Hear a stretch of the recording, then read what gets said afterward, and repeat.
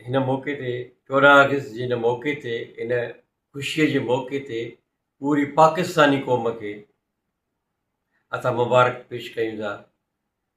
हिन जश्न ए आज़ादी जेको असांजो क़ाइद आज़म मोहम्मद अली जिन्ना जीअं असां ते हिन क़ौम ते एहसान कयो, पाकिस्तान असांखे ॾिनई, आज़ादी जो साहु कयोसीं, सुख जो साहु कयोसीं, पाकिस्तानी हीरोज़ ते असांखे फ़ख़ुरु आहे।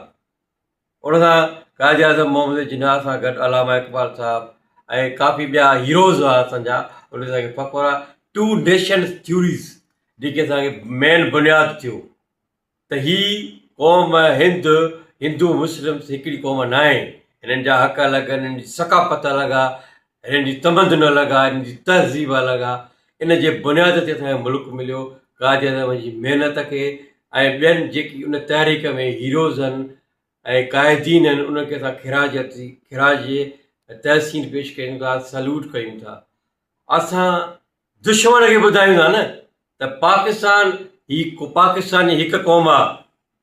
पंजाब, सिंध, पंजाब, बलोचिस्तान, के हिकु क़ौम आहे, हिकु आवाज़ आहियूं।